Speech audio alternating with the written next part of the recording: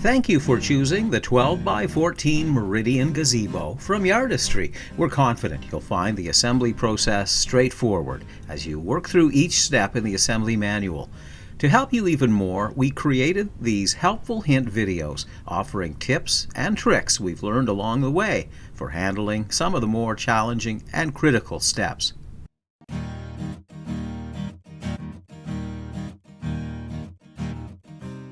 Before you begin the assembly process, sort your inventory. Lay each of the wood parts and hardware components on the ground, then take a few minutes to cross-reference each one with the list in the assembly manual. Remember, we're always here to help. Contact us if you find a part that is damaged or missing. Take a moment to record the carton ID stamp for each box that you receive. Record them on page 12 of your assembly manual.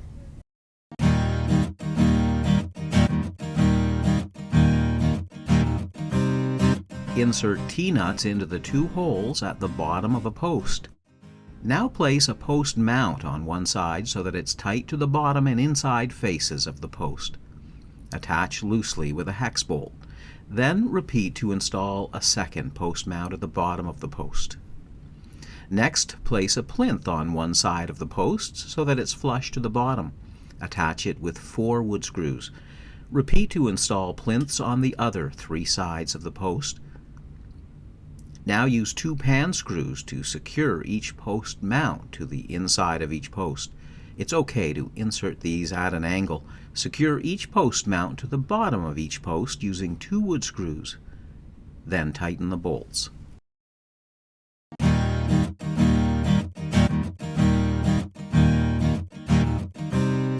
In step 3, position a beam short left on a solid, flat, and raised surface. You'll know it's the beam short left because when the notched end is facing down, the angled end faces up. After inserting 2 T-nuts into the notched end, flip the beam short left over and connect the notched ends of the beam short left and beam short right. Attach them with 2 hex bolts. Get a helper to check the alignment of the boards at eye level. When the boards are straight, tighten the hex bolts. Now insert T-nuts into both ends of a beam short center. Flip it over and attach a beam short end on one end using 2 hex bolts. Get a helper to check the alignment of the boards at eye level, then tighten the bolts. Repeat to attach a second beam short end to the beam short center. Next, place a short beam end assembly onto a short beam left-right assembly. If the bolt heads are in the way, you'll want to go back to the beginning of this step to properly identify a beam short left. Make sure the bolt holes match up and the mitered ends align. Then push long bolts through these 4 holes temporarily. Secure the boards with wood screws at each end, then in the middle. Once again, a long bolt might come in handy for positioning the boards. If the second mitered end isn't flush, loosen the bolts in the beam short end, then adjust the boards using a long bolt if necessary. Get a helper to hold the boards in place and secure it with wood screws. Then retighten the bolts in the beam short end. Now repeat each of those steps to make one more short beam assembly.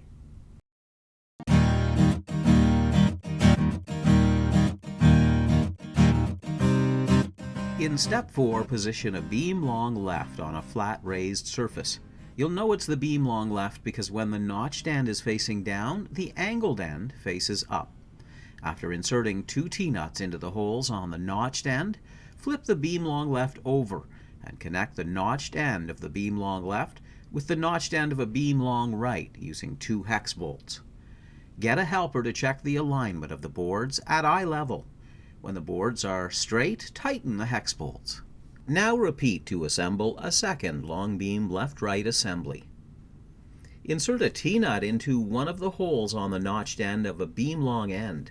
Repeat with a second beam long end, only this time position the T-nut in the opposite hole on the notched end. You can check to make sure you got the positioning of the T-nuts right by lining up the beam long ends in this manner. Turn one beam long end over and connect it with a hex bolt to the top hole on one end of a beam long center.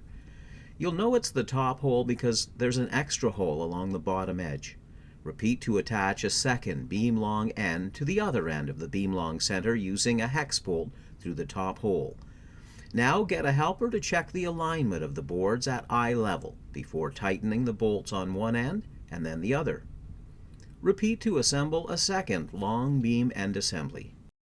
Insert T-nuts into the 4 holes on the outside of a long beam end assembly. Make sure the T-nuts go into the holes shown here on the side of the assembly with the bolt heads showing. Now flip the long beam end assembly over so that the T-nuts are underneath. Lay an insert on top of the long beam end assembly. Make sure the bolt holes line up. With a helper, place the long beam left-right assembly on top of the insert. Push long bolts into these 4 holes temporarily to hold the boards in position. Now secure the long beam left-right assembly loosely with 4 hex bolts connecting to the T-nuts you just installed. Get a helper to hold the boards in place at one end of the assembly. When the mitered edges are flush, attach the beam long end and beam long left with 4 wood screws. Then repeat on the other end of the assembly. If the boards aren't straight or fitting together properly, remove any screws and loosen the bolts. Get a helper to adjust the boards using a long bolt if necessary. When the boards are straight, retighten the bolts. Then insert the remaining screws. Flip the assembly over again and tighten all of the middle bolts. Repeat to assemble a second long beam assembly.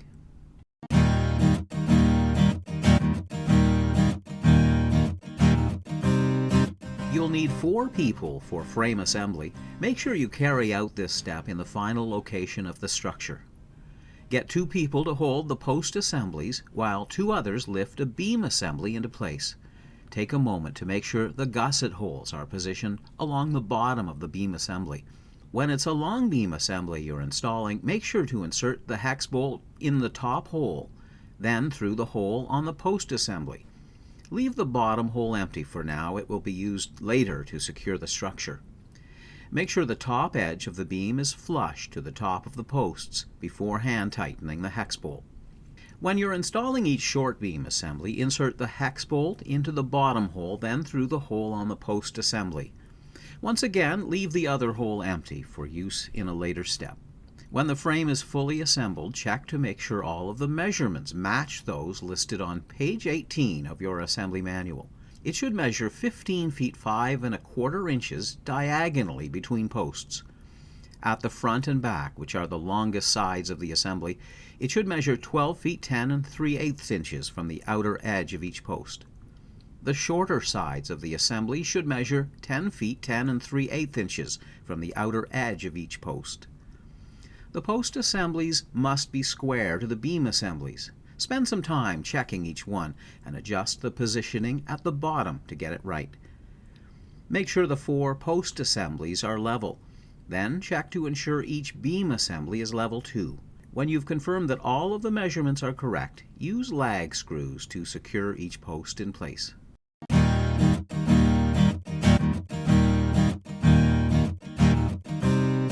In step 6, lay a gusset down on a flat surface with a notched end facing down and insert T-nuts into the 2 holes. Repeat to insert T-nuts in the same manner on all 8 gussets. Now get a helper to hold a gusset in place against one post on the frame assembly. Make sure the end with the T-nuts is at the top and both notched ends of the gusset fit tightly against the post and beam. Attach the gusset to the beam with 2 hex bolts. Use 3 hex lags to attach the other end of the gusset to the post. Repeat all of those steps to attach 7 more gussets to the frame assembly.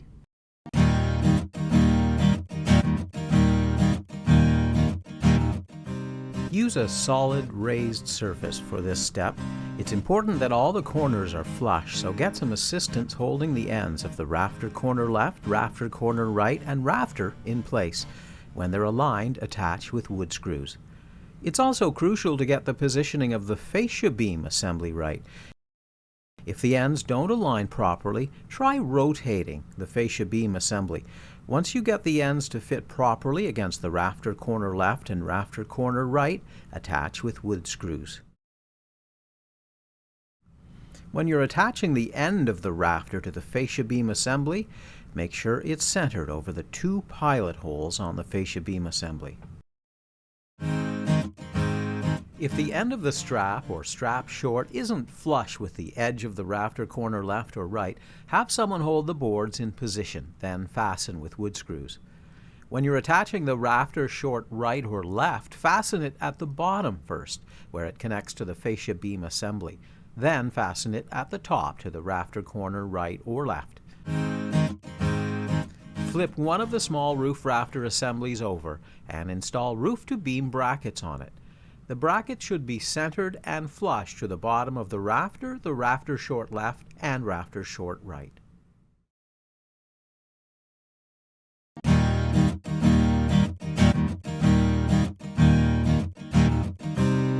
It's essential to work on a flat and solid raised surface for step 10. Use a flat edge to check the alignment of the fascia beam assembly. If there's a gap like this, flip the beam over. In the correct position, the top of the fascia beam is level with the top of the rafter. Check to make sure there's a distance of 22 3/4 inches between the rafters before attaching the fascia beam. Make sure each corner is flush when you install the rafter corner left and right. Get someone to hold the boards in place, then attach with wood screws. Next, position the strap short large roof in the notches of the rafter corner right, rafter corner left, and the 2 rafters. Make sure the ends don't overhang, then attach with 8 wood screws. Now move the strap left large roof and strap right large roof into place so that they fit into the notches on the rafter corner left and right and the 2 rafters. Don't attach them yet. First, position the rafter short right so that it fits into the grooves under the strap right large roof. When it's snug, attach one end of the rafter short right to the large fascia beam assembly. Then attach the other end to the rafter corner right. Repeat to position a rafter short left into the grooves under the strap left large roof. Attach it in the same manner, first to the large fascia beam assembly and then to the rafter corner left. Next, fasten the strap left large roof and strap right large roof. Get some help to ensure the ends don't overhang the edges of the rafter corner left and rafter corner right. Then attach with wood screws. To complete the step, use more wood screws to attach the strap left large roof and strap right large roof to the rafter short left, rafter short right, and the 2 rafters. Turn the large roof rafter assembly over. Position a strap brace over the ends of the strap left large roof and strap right large roof between the rafters. Make sure the edges are flush, then attach with 8 wood screws. Install roof-to-beam brackets on both of the large roof rafter assemblies. They should be centered and flush to the bottom of both rafters, the rafter short right and the rafter short left.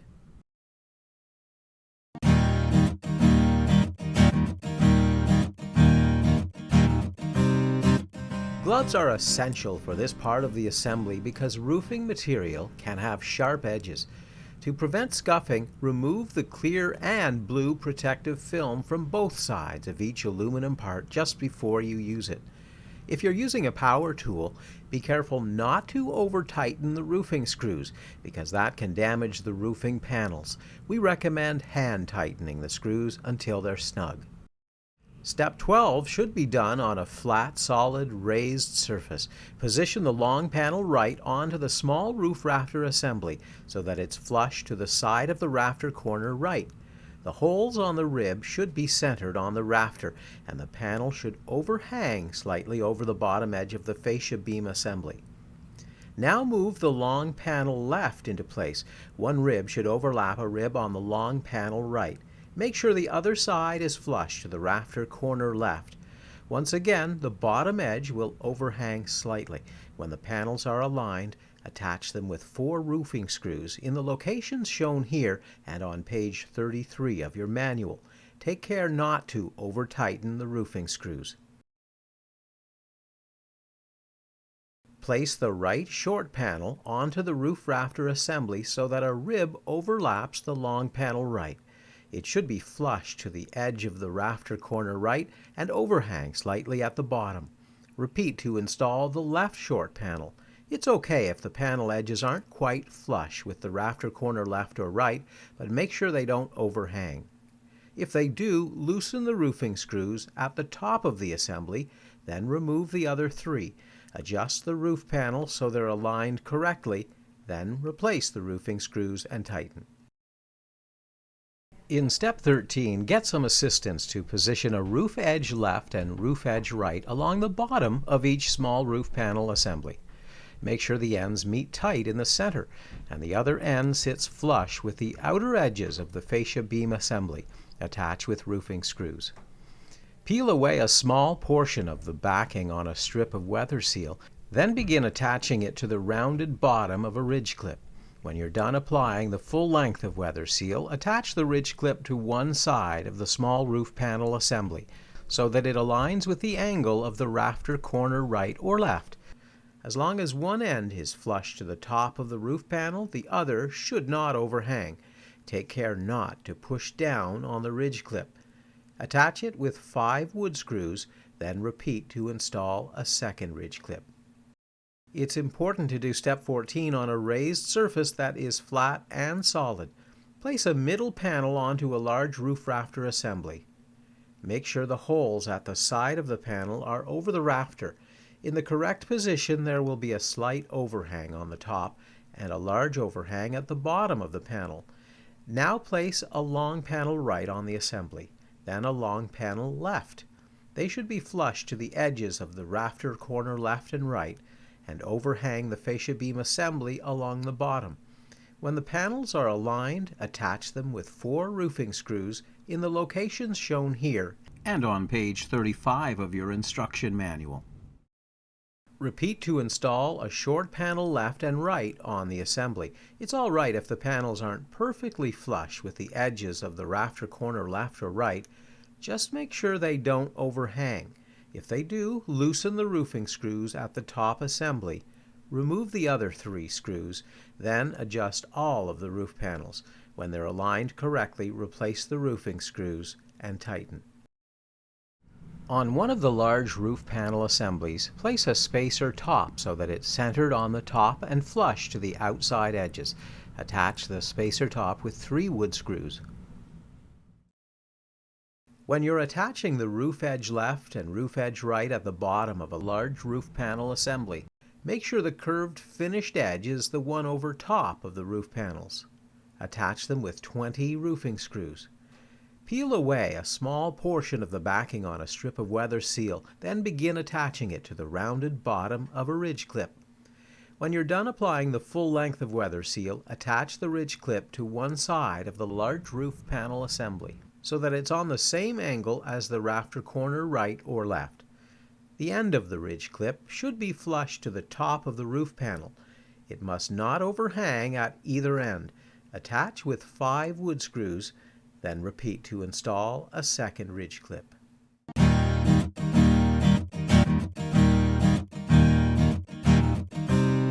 Do not attempt step 16 in windy conditions. You'll need 4 people and 3 ladders for this step. Position 2 of the ladders near the posts supporting one long beam assembly and the other in the middle. Assign one person to remain in the middle throughout the step to support the roof panels. On each short beam assembly, measure 4 feet 11 inches from the inside of a post and place a mark on the beam. Now get 3 people to lift a large roof panel assembly over a long beam assembly. Be careful not to scratch the roof panels or scuff the beam with the roof-to-beam brackets. As the person in the middle holds the top of the assembly in place, make adjustments so that the corners are centered over the roof-to-post brackets. Next, lift a small roof panel assembly, the one with the roof-to-beam brackets on it, over the short beam assembly so that it fits snugly against the panel already in place. The center roof-to-beam bracket should line up with the mark you made on the short beam assembly. When the edges of the 2 roof panel assemblies align, connect them with 3 hex bolts. If you're having trouble getting the corners or bolt holes to line up, have the person in the center push up on one or more of the panels to find the right fit. Install the remaining large roof panel assembly. Adjust the 3 panels as needed. In the correct position, the top edges of the 3 panels form a square. To make it easier to install the peak loop, place a piece of tape over the nut. That way it doesn't fall out during installation. Lift the last small roof panel, the one with no roof to beam brackets, into place over the short beam assembly. Get someone to push up on the peak loop so that the top of the panel slides under the edge of the peak cap. It may take some effort to get the 4th panel in place. Have the person in the center push up on one or more of the roof panel assemblies to achieve the right alignment. If the last small roof panel still doesn't fit, try the following. Check to make sure it does not have roof-to-beam brackets installed. If they're installed, remove them.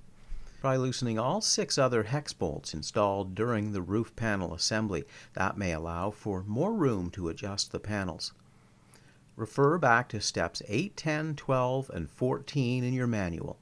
You'll want to make sure all of the parts of the roof rafter assemblies are flush and that the roof panels don't overhang the roof rafter corners right and left.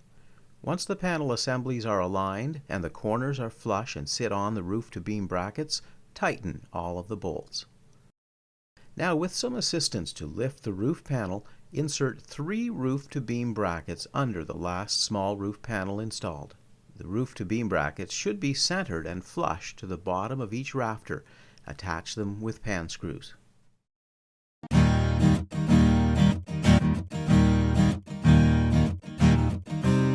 It's important to get the roof placement just right. If necessary, push up on the peak to ensure a tight fit. Each corner should be aligned over the center of the roof-to-post brackets. Make sure all of the roof-to-beam brackets are flush and tight to the beam assembly. When the roof assembly is in place, attach it with 2 wood screws at the end of each fascia beam. For better access, loosen the roofing screw on the roof edge before inserting the screws into the fascia beam assembly. Remember to remove the plastic film from both sides of a ridge cap just before you're ready to install it. If the ridge cap doesn't slide on smoothly, add a few drops of liquid soap on the inside of the cap before reinstalling. It may also help to have someone push up on the middle of the roof assembly. If the ridge cap still won't go on or an obstacle is blocking it, try bending the ridge clip up on one side. Hook one side of the ridge cap over the bent side, then push down on the other side until it catches. Slide the ridge cap on, then have someone push up on the peak cap long so that the ridge cap can slide underneath it. Then push down to bend the ridge clip back into place. Place a tie wrap bracket tight to one end of a tie so that the ends fit together tightly. Attach the tie wrap bracket with 1 pan screw through the hole closer to the middle of the tie. Now get a helper to hold the tie in place against the rafter so that it's level. Attach the tie to both sides of each rafter with the appropriate hardware. Pre-drill through the other hole on the bottom edge of the tie wrap bracket, then attach it with a pan screw.